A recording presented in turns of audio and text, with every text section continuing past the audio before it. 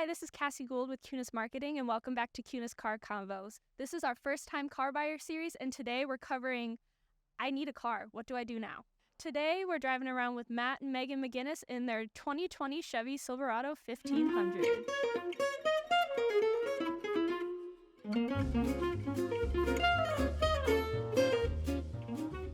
You're up there. I am. Did your head cut off? No. We're good. Nice.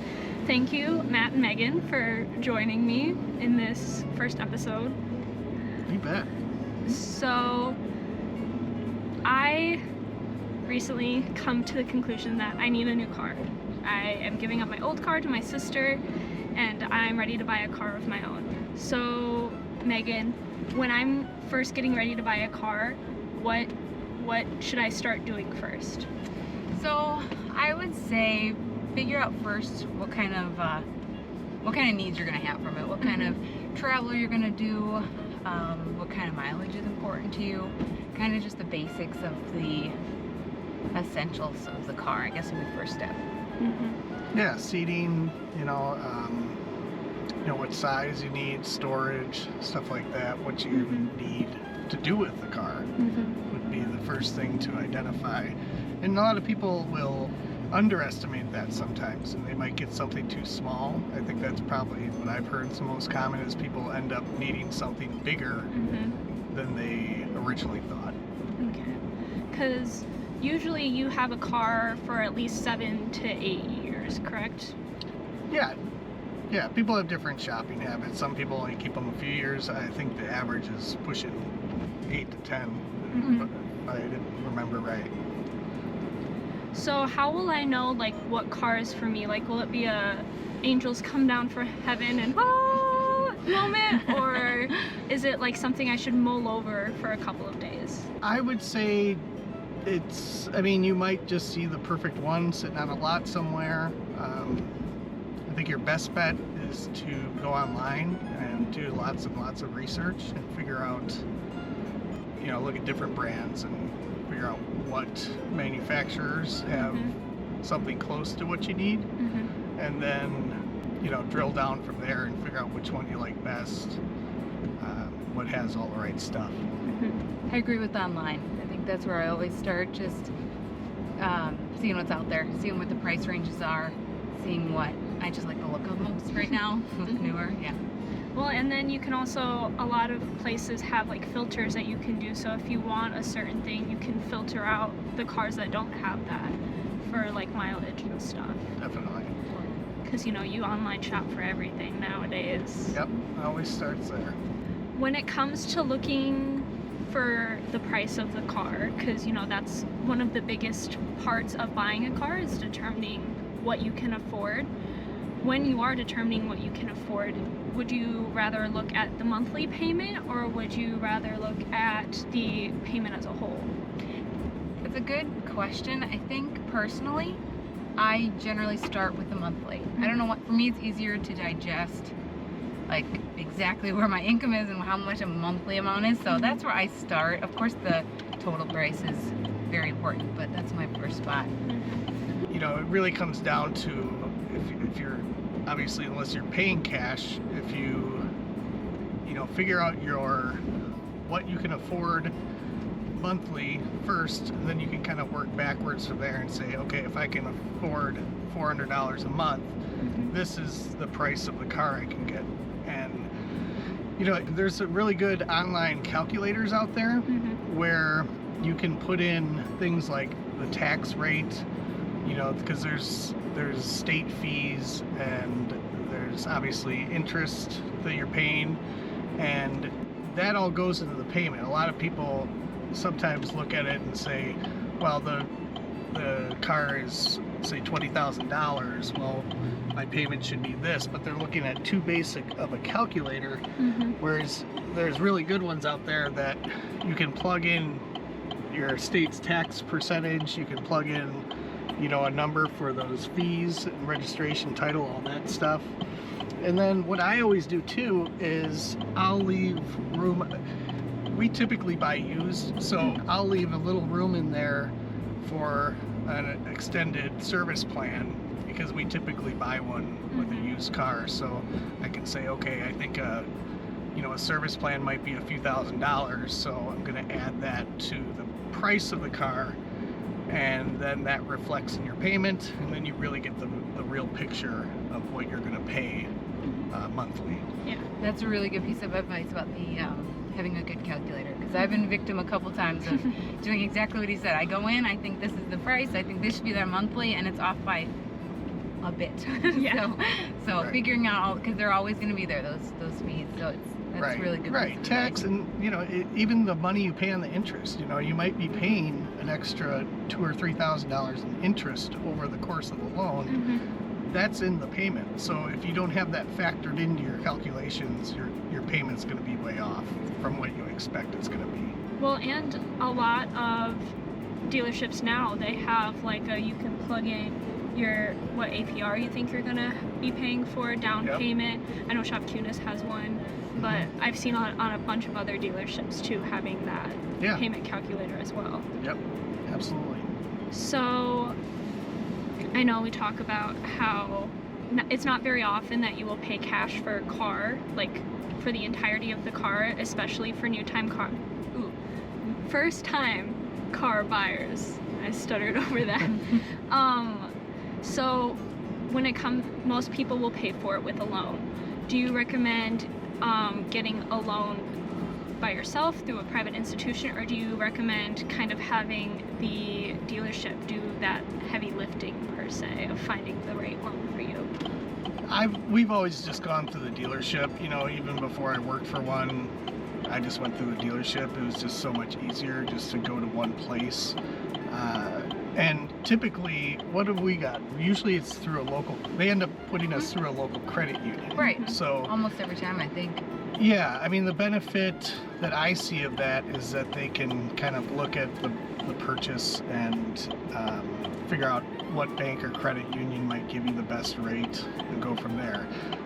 The other side of that, I know a few people that, they have a long relationship with their local, usually credit union, usually not a bank. They will just always go through that credit union or whatever, just because they have that relationship. But that's pretty rare. And the downside of that is, from what I've seen, because I've looked into that myself in the past, is they usually won't have as flexible terms. You're not going to be able to get necessarily the length of the loan you want. So for that reason, we've always gone through the dealerships for our loans. Yeah. I've seen my parents buy a couple of cars. Granted, I haven't been paying attention as much as I probably should have, but my parents, when I was asking them kind of their opinion too, just naturally through conversation over the past year or so, because that's how long I've been knowing that I need to be getting a car. So my parents have done it both ways, partially because my mom has always worked for banks. So she kind of understands that in and out. But it's good to get kind of like hear your guys' side of it, because everyone's shopping experience is different. So I know I briefly mentioned this, but putting money down, do you recommend putting money down when you first go? And putting money down, just so I'm understanding, that's kind of your like what's due today amount of, like let's say I managed to get $2,000 for a car and I decide that's what I'm going to pay. Is it better to put money down, or is it better to kind of push off the payment? I know. So Matt, tell me if I'm right. The main thing that's going to do, it's going to lower your monthly payments, and then it's also going to lower how much you end up paying in interest. So it's kind of a double benefit there. Yeah, those are two definitely good benefits. I would say if you can, always put money down. Because yes, your payment will be lower. You will pay less interest because you're simply paying off the loan faster. And especially for a first-time buyer, the banks will look at that and potentially give you a better rate, and or approve you for a car they might not otherwise, because you're putting that money down. So Obviously, it's not always required, but I would say if you can, definitely put money down as much as you can. You know, a few $1,000s is great. You know, even $500 is better than zero. Yeah. So. And with yes. that being said, it's almost like a little more of a hurdle for first-time car buyers because you're not trading in an old car. Right. So it's an excellent thing to do, but it's a little bit more of a challenge. So I can see why you have to consider that because you're not trading in something and having a lump sum to put down. Yeah. Right. So, I know you guys have said that you guys have always bought used, correct? We bought one new car. Yeah. One new car. We bought one new. The rest have been used. Okay. So, what do you prefer, both personally and in general for first-time car buyers? Do you think used is better or do you think new is better? I would classify myself as pretty frugal. So I love what I perceive as better price that you're getting for used, generally speaking. Is that incorrect or is that? No. Okay.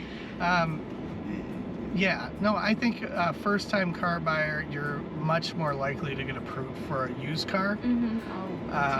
And yeah, you're going to have a lower payment. I mean, you might be able to potentially look at a lease. Don't quote me on that. We've never leased. I know people who love leasing, and that's fine. You know, if you are just fine with always having a payment, you're going to get a good deal, and you're going to have that worry-free. It's always under warranty. It's always a newer vehicle, and I get that too. But for a first-time buyer, you're probably going to be steered towards a used, just because depending on your income, that might all you can get approved for. Yeah. And yeah, the saving on the depreciation of the new car could be significant. Now, some cars don't depreciate very quickly at all. Yeah. You know, some of the like Jeep Wranglers, some of the Toyota trucks, stuff like that, it's almost hard to see a difference in the pricing sometimes. So I think it depends on what you're trying to buy, but I would say for the most part, you'd probably be a pre-owned buyer as a first-time buyer. Okay.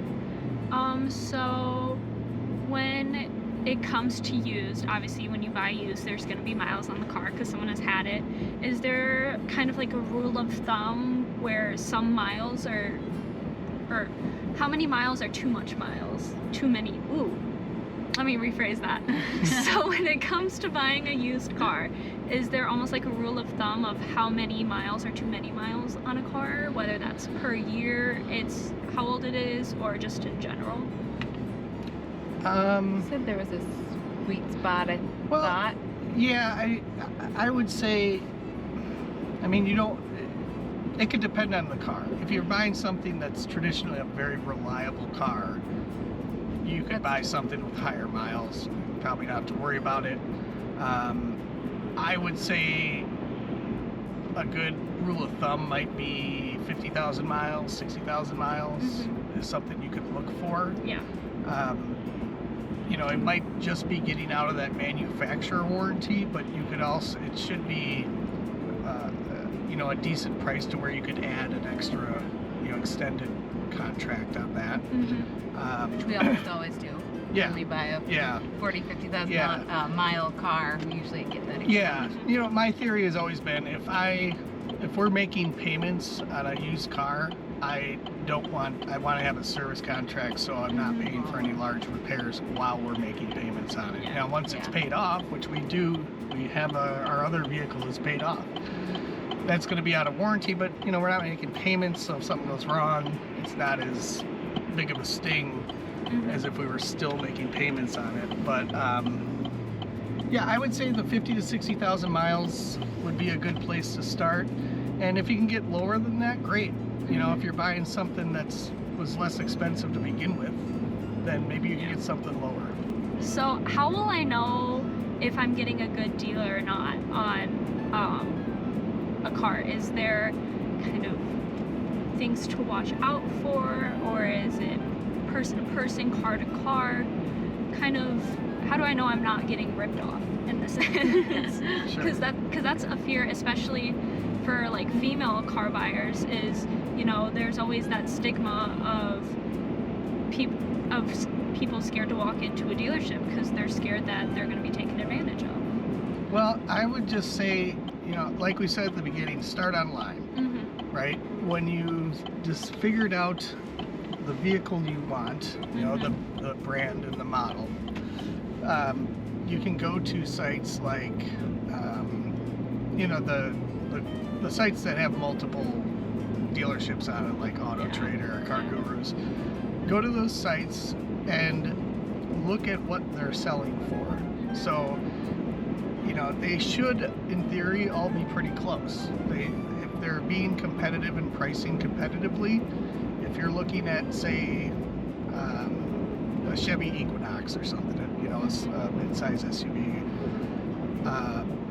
you can look and see, you know, there's probably search all the Equinoxes and look at the pricing and, you know, drill down and say, okay, I want one that's 2 or 3 years old with about 50,000 miles. So you can put those filters in, see where everyone's priced, and go from there. Then, you know, wherever you go, you can say, okay, this is where they're selling. You know, the books like Kelley Blue Book, they're a decent resource, but they're not always as up to date with what cars are actually selling for. It might be lower, it might be higher. So if you're concerned with, are you getting a good deal compared to what the cars are selling for, I would go there and see what they're really priced at, because that's what, you know, that's current information. Even, and this might sound really silly, but I'd even like Google search the car and see what the most average price. Can't you even? Yeah, that's a basic search. Yeah, and that's going to come up with similar listings, maybe. Yeah. So I would look into that, sites. and I promise I could. So, as we wrap up, when you were buying your first car, or just any of your cars, what was something that you wish you could tell your younger self, or something that you wish you knew when you were doing after everything was said and done? Sheesh.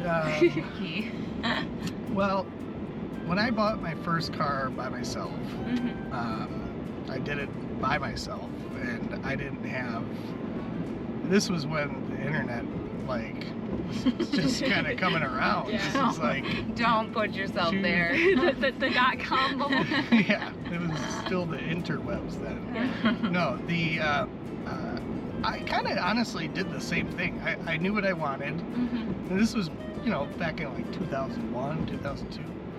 I knew what I wanted, and I just went online. I think I went on, might have been Auto Trader back then, and I found the car. It was a dealer within, you know, 40 miles of where I lived, and it was a fairly easy experience, I'm not gonna lie. I went in there, they gave me roughly what I wanted for my trade-in.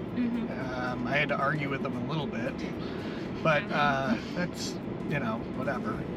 And I honestly did the same thing. I bought an extended service contract, and I had that car for many years. So I would just say, again, just do your research. If you go in armed with all the research you need, you'll have more confidence in the buying process, at least knowing what you're looking for, and to make sure you're getting a fair deal. And I actually would swing back to what we touched on with being prepared for those extra little charges. I think anytime I've had a broken heart, it's because I just was unrealistic and not taking everything into account. So either looking into what the estimate of it could be, addition to your payment, all that stuff.